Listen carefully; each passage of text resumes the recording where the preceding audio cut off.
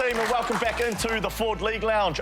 Please keep that energy going, because my guests tonight, Blake AYSHFORD and Jackson Thomas. Boys, hey, thank you again. Like I always say to my guests, thank you so much for joining me, because I don't want to sit up here on my own. Big weekend. We have the old boys. Yeah. You had a bit of footy on over the weekend. How have you pulled up from it all? I've pulled up okay, because I've come in today. I've come prepared. Yeah. I have the stars have aligned. Yes. Can we roll the tape? Oh. Here early. Yeah. Anyone would think I host the show. Yeah, so we've called you here early. Do you know why? Maybe it was a promotion, a pay increase, I don't know. Something like that. Every day I'm hustling, every day I'm hustling, every day I'm hustling, every day I'm hustling, every day I'm hustling, every day I'm hustling, every day I'm hustling. I just want to say, well, firstly, thanks to SJ for getting me on the show. Thanks to Ford for sponsoring the show, helping out Aish get up here as well. Is it weird that I referred to myself in the third person? Yeah. That is... Yes, Are you joking? Bro, I'm happy for you. I'm actually happy for you. I'm pumped for you. Hey. Oh, tell you, wait, this way. Brand new Ford Ranger Hybrid. Book a test drive today. So wait, you've got a Ford to bring you from A to B every week now? Every week. So if I get a shot next week, I guess you'll be maybe rolling we're up. here. It could be. Okay, I love it. Jacko, sorry about the carry-on. No, that's awesome, mate. Yeah. Let's get to Jacko quickly, because let me sum this up, right? We've seen the rise of the footy side on the field. Okay, but I want to come to you, all right? You've been a central part of the rise of the club's brand and the direction they want to go in the community. So talk to us about your role and a bit about your background. Yeah, thanks, bro. I don't have an awesome sting or a mad little T-shirt like Aish, but no, I'm pumped to be here, brother. Yeah, listen, I've got a very boring title. What is it? Communications Manager at the Warriors. But essentially, bro, thank you. Essentially, mate, I'm tasked with, kind of just that brand tone and expression for what we do. And I was a journo covering yourself and the Warriors for a few years, spent some time over in Australia in kind of the sports media space with Shaun, former teammate of yours. And then, landed back here in 23, and I guess the digital age that we're in required extra resource. I was lucky enough for the club to bring me on, and here I am sitting on the league lounge with Blake AYSHFORD and Shaun Johnson. It's not bad. Not the worst spot to be. You speak about your role at the club, you're out there in the weekend. Let's get straight into all things Wires, boys, okay?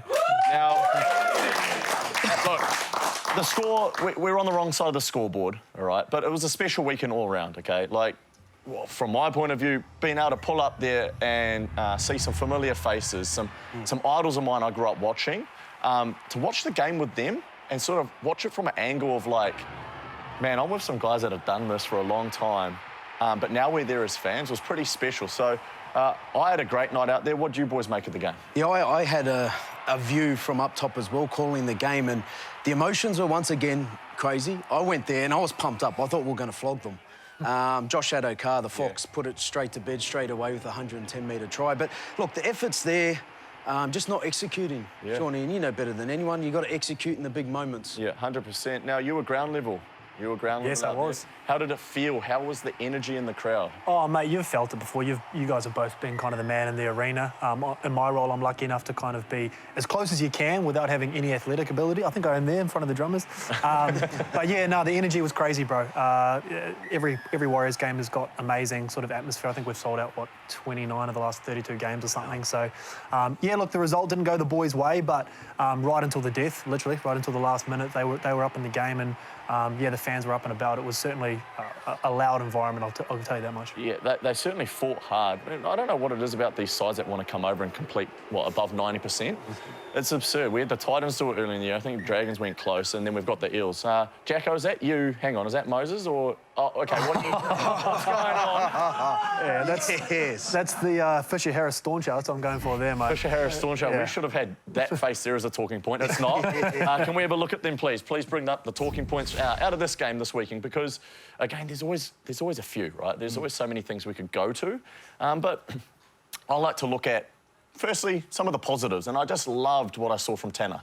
Tanner Boyd is growing in his game, and there was some subtleties within his game over the weekend, lads, that got me quite excited that he's really sitting in now. Now, he's come on the show, he's talked about how eager he is for his opportunity, but the parts of his game, his running game, like, in particular, really starting to come to the forefront. It's going to need to be this weekend going over against Playman. It was, and what I liked was a lot of the times he was playing out the back, but you see that Lecker one, it just sets it up perfectly for that, to play short to Lecker after continuously going out the back. And you touched shortly on the running game. I think since he's been back in that 7 jersey, it's gone to a whole nother level. I think that's the key message Webby got through to him, because he's doing such a good job running, and it just adds that extra aspect to the game. There you go. Yeah, Shaun, I'd just ask you on that from my perspective, mate, as the fan. It's, I guess, how important, you know, you were a running half, very much so. His predecessor, Luke Metcalf, we know Met can run the footy. How important is that? Because it sounds quite flippant to just say halves need to run the footy, but how important is that for you to kind of get yourself in the game? Because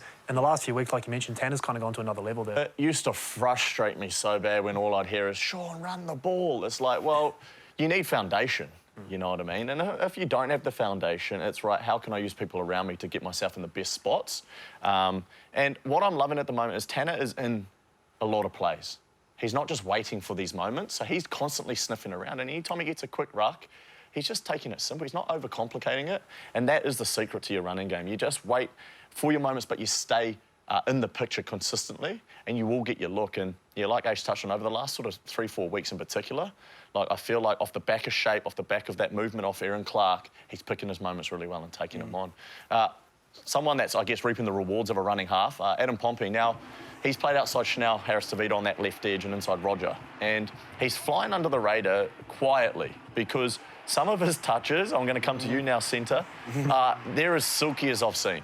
Mate, and it's the trust factor for me, where the halves now, they're not throwing him into a play, they're giving him early ball. Yeah. And they're letting him cook, go one-on-one with the defender and just work. Yep. And that's what we see. We're starting to see now Wetz is getting that trust, and he can feel it. He can feel the love, and now he's starting to explore his own game.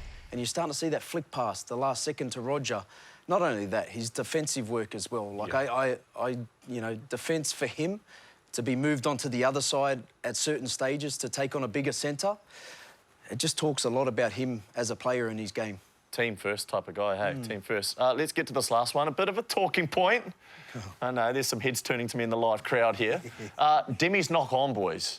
Now, firstly, let's get a sound. Where do we sit with this? Where do we sit with this? Aish calling the game, here we go. Yep, so calling the game, obviously far from the big screen, I was... yeah, I didn't swear, but it's what I wanted to do because I thought there's no way you can reverse it. Talking to Demi after the game, he actually admitted to knocking on. He said, oh, well, he didn't say he knocked on, he said he touched the ball. Yeah. So take that how you will, but Demi admitted he touched the ball. Yeah, I mean, I'm not going to get into the footy semantics of it, but having been there, I have heard, I mean, you've heard as well, Shawnee, the Mount Smart crowd can layer up when they don't think the call's gone their way. Yep. I've never heard a crowd react like that, mate.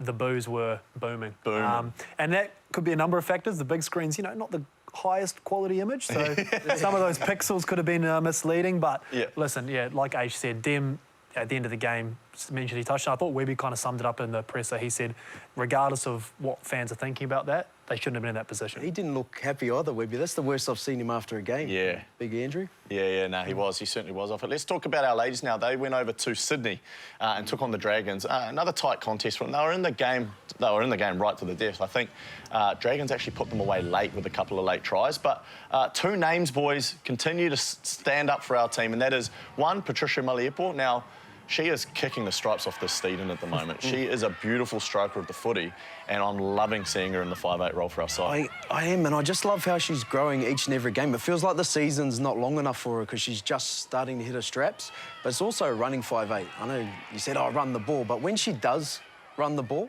she turns into a whole nother player. I think she did a huge run there on the weekend, which is about 20, 30 metres, trying to get them back into it. And, yeah, she's a huge part of that team.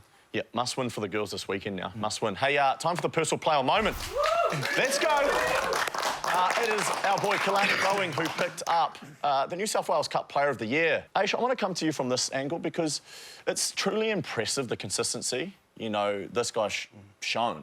you know, playing New South Wales Cup when he's not quite getting his crack in first grade. Now, not having a dig here, but you spent a bit of time there at the back end of your career. Yeah. What are some of those challenges? It's hard because, you know, you see young kids, they will complain they're not getting a shot and they want to go overseas or try their hand. But, you know, it really does sum up what Webby's talking about, team first. And you need a player like this, I think, in every team to, I'm going to use that word culture, but to bring that club really together. Yep. And for him, it's about doing what he can do best to prepare the first grade team, but also his own team. Yep. So to be a captain of reserve grade, you never really think you're going to quite get that shot because it's, you know, the captain's usually the stay there. But man, player of the year, and you know, meeting him, he's a legend of a bloke. He's from the naughty north, boys. He's gone from milking cows to winning minor premierships. Wrap your head around that. Hey, time for a quick break. On the other side, we're going to talk about the minor prems, the Raiders. Impressive. See you shortly.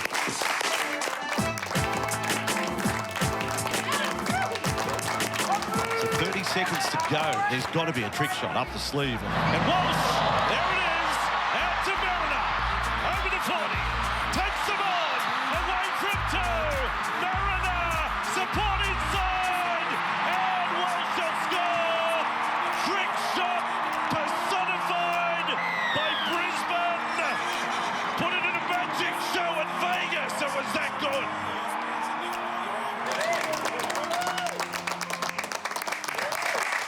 Yeah, that is our dad's pie. Try of the round, Reese Walsh. Broncos boys. Broncos and Reese Walsh. They are starting to find their straps. Like they're flying. Well, I heard you use the word just then, watching it freak. Yeah. And the kid is. We've seen him younger, but the way he's grown, I mean, there's something to talk about there, and he needs to grow further in these next couple of weeks for them to do something in this competition. Yeah, just on that, Aish, I'd be interested, Shaun. I mean, you played with Reese. You were also this kid at one point in time. It seems like a lifetime ago now, sitting on the lounge, your brother. But, you know, he came in, you saw him come into grade as he always had this. Without the likes of Ezra and Reno now, he's going to have to go to another level. Where do you see kind of Reese taking his game in these finals, brother? Oh, he's so good to watch. So good to watch. Now, I love the highlight stuff, but the thing about his game at the moment, particularly the last few weeks since the absence of those boys, is he's doing it right up and down the field. He's not just waiting for the highlight play inside his 20. And that's a real mark of where his game's at. You know, his subtlety, short balls, generating ruck speed and going a good play for a better play.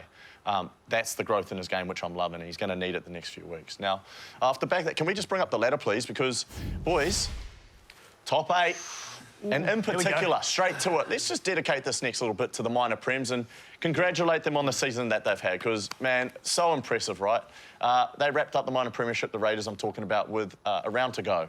And if I'm being completely honest, I was a little bit hesitant around, am I sold?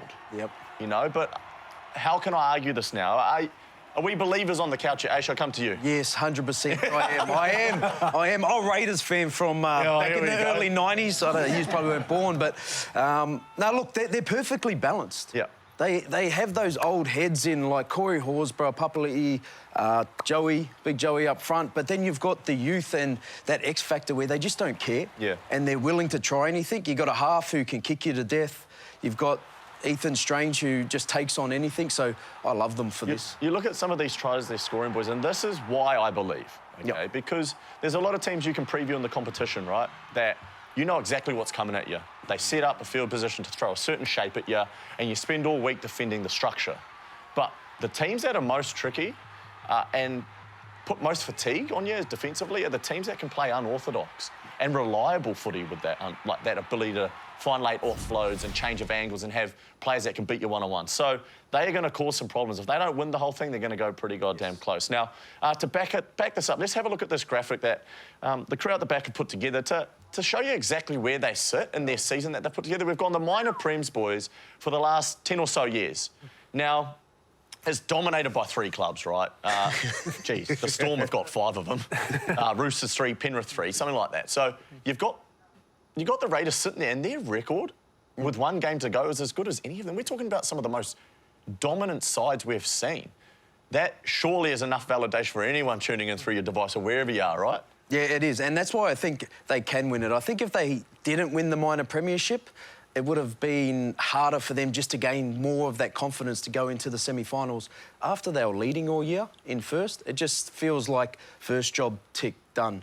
Now we're going on to win the title. Let's speak about their leader, their alpha, their skipper, Joey Tapine, in his first season of skipper, boys. He's a Kiwi boy, so we're giving our Kiwis a bit of love on the show, yeah?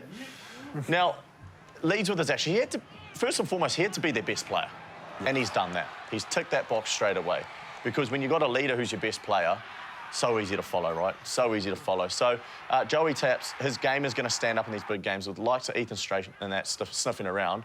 This sort of footy here, offloads, second phase, standing in tackles, yeah, gonna be so good to watch. Now, we compare them to a few of the other dominant sides over the last 10 years, boys. Let's have a look at our 2002 minor premiership teams. You want to have a look at this? Should we go for a trip down memory lane? Please bring this up. Let's have a look. Now, our minor premiers, right? What a time this was for the club. Now, we were 17 wins and 7 losses, so we sit probably a little bit underneath what we just saw the past 10 years, but take nothing away from them, boys. This is a footy side. Jacko, you could talk to this, man. You fanboy 101 through this era? Yeah, absolutely, mate. And we just come off the back of Old Boys Week where you guys were rocking around the Blazers. And I think you mentioned before we were recording, you were sitting in there fanboying. I mean, some of these guys that we're going to see on the screen now, they were just, it was an incredible squad. And to have them all there on Friday night was awesome as well. But, you know, when we're talking about minor premierships and everything that goes into it, we saw it from the Raiders from round 1 in Vegas. If you're a Warriors fan, they looked fit, they looked athletic, they looked fast.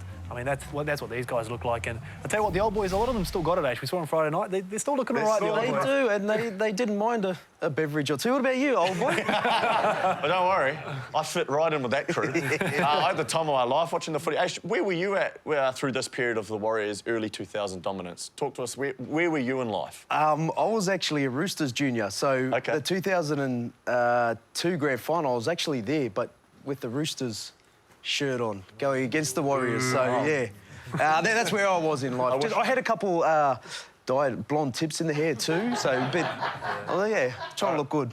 That doesn't surprise me, my man. I'll tell you what, Ash, we're going to come... Next live show next week, you're coming in hot with a fresh fade. I cannot wait. Yeah. Hey, time for a quick break, but stick around. On the other side, we're going to talk Manly Seagulls, OK? Let's go.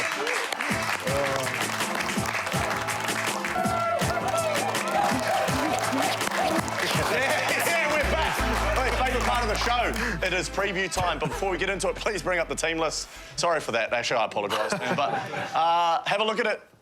Tanner Stowers-Smith comes into the 10. No more mind games from Webber. You love that. Ooh, Sam Healy in, which means Wade Egan drops out, Ash. Obviously giving the 45-year-old a rest this week and bringing Sammy Healy in. So, look, it's good. Sammy Healy's going to get the running game going. Good to give the kid a chance. Yeah, he'll go out there and have a right crack. We know that much. And he's going to have to because we're going to a hostile environment team, all right? And what's waiting there? Manly Seagulls and this bloke, Daly Cherry Evans. Now, what a game he put together last weekend. He was in everything. I think he laid on 5 and was in everything good that his side was able to produce. Like, some of his touches, like 36 years old. You can't be doing this. Here I am at 34 talking to you blokes. So, you know, like, it's honestly phenomenal how he's continuing to, I guess, move that dial, you know, and continue to evolve his game because it hasn't been his most, I guess, consistent year. But when you get a player like Daly Cherry Evans finding his feet at this time of year, I think it's alert for the rest of the competition. And we've got to face that bloke this weekend. There's one set in particular, right? Can we please bring it up? Now, this showed me that I feel like Manly may have found their blueprint the week before that we're about to take them on, OK? So let's have a look at this set here. Ball movement, opening up the field with change of angle and second phase. Off the back of second phase, again, a bit of change of angle. So we're asking our defenders and our middle defenders in particular to continue to show up and solve these problems, OK? Off the back of it, they get ruck speed, Jazzy Tavanga combining, but here, pause, yes, thank you. This is what I want to talk about, because this, to me, it showed me that Daly's really on. He really is. He's going to the line on last play, bear in mind, after 70-metre set. Things are rolling. He is taking on information at speed, and he is picking his right option. So, first option on last play, we see isolated winger, all right? Kick target, find a challenge in the air, and see if you can isolate your winger. He doesn't go with that option. Second option, Tommy Turbo, out the back, running on last play, something I loved to do when I was out there. To me, it's the easiest time to score tries because you've got to disconnect the defensive line. But Fingai, the centre for the Dragons, sees that and he is ready to go. He is ready to go jam and land on that pass. Daly sees this, he feels this. This is the bit here, though. Play it out a split second and pause it for me. I want to see this triangle, OK? This triangle is what halfbacks love. When I used to defend next to Aisha, he used to present this a lot. But Daly has felt this, right? And he plays a short ball on last play for a walk-in try. So if we're the Warriors this weekend, we've got to make sure we're squaring up that line, which I know we will. But if we see triangles, expect someone like Daly Cherry Evans to execute. Play this out. He does this time, hits his back row off the right foot for a walk-in try. Now, I don't want us to get too worried because we're a far better defensive side than what we've just seen in this picture, but it doesn't take away from the environment we're going to walk into. Yep. OK, let's talk about this. We've got 4 Pines Park on Daly Cherry Evans' last home game. The place is going to be rocking.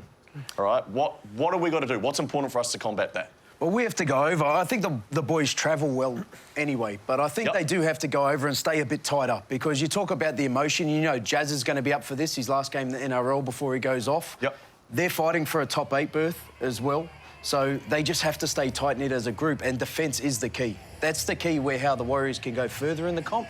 That's how they win this game. We saw them show up in the way they showed up. For his milestone game. I think that was, what, game 350, was it, Jacko? Yeah, last week was 350, correct. Yeah. There you go, there you go. Now, if that was 350, you can only imagine their environment and the hostility it's going to be. Now, the flip side to this I want to touch on quickly, once we nail down the things you've just touched on, Aish, OK, hear me out here, is that when we get the footy, we have to put fatigue into them. We can't be so structured and predictable. Now, I'm not saying that's where our attack's at, because there's parts of our attack, like we touched on with Tanner, that we saw that I loved, OK? But we need to definitely see that this weekend if we want to be half a chance. Because when you're playing a team in hostile environments, we did it a couple of years ago, we went down to... Yeah, well, I was just going to say, in terms of spoiling the party, you guys did it, I believe it was Jared Croker's 300th, was the last big occasion I can remember. You went down to Canberra. That's it. You might have scored a meat pie or two off an intercept off the kickoff there, I think. Where was Dad's pies then, eh? What I remember about that, right, is that we played footy. You can't just go into your shell and try absorb. Like, you've got to attack. Right? And we've got to express ourselves. And that night we went down to Canberra, we did that. You know, we fought fire with fire. We tried to just, I guess, douse that flame as quick as we could by throwing our own stuff at it. Aish, let's get into your Ford fan question, hey? Come on, mate. Let's go. Should the NRL bring in rules to prevent teams from resting 90% of their players? Oh, there we go. Yeah, listen, I know this has been a topic lately. Listen, I'm just a footy fan at the end of the day, mate. I don't mind the resting at all. I think you see it across world sport, NFL, NBAs. I know we're all US sports fans here. If you've earned the right to rest players, I'm all for it. I want to see the best players and the best version of them in the biggest game. So, and I'm also an absolute footy geek. I love tuning in on Thursday night, if we're using the Penrith example, and seeing, you know, debuts and guys, we spoke about Clarny going and cup teams, guys get their opportunity, Aish. So, nah, man, I'm all for resting. It doesn't affect me at all. I do get it, but I know the NRL coaches, and I know they'll find a way around it. I'm talking injured player here, we've got 5 out, or the sickness through the team. They're going to find a way around it. Like, as much as I would love to see everyone on the park, they're just too smart for it. I wonder if there's an alternative then, because you spoke about seeing the best players play. Maybe don't look at bringing a rule to prevent that. Maybe look at restructuring the competition. Well, love it. There we go. Love it. There we go. Did I just drop a bar on the show? How about we've got that many teams in our 17 teams in our competition? How about we look at a reduced structure? I think you've touched on it previously, where down that model of just play each other once, so you do have your best players engaged, right? That means the product's better. That means revenue's better. The viewership's better. Everything. I'm thinking maybe we look at a restructure as opposed to bringing in a rule.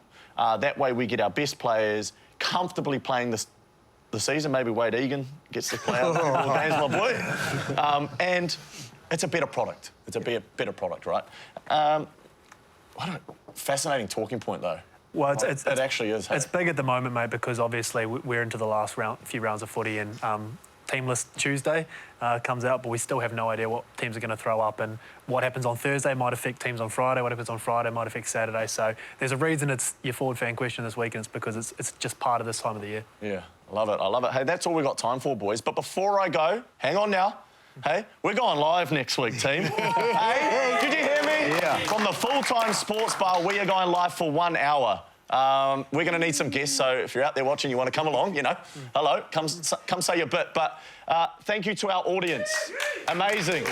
Always amazing. Thank you to my guests. Thank you, boys.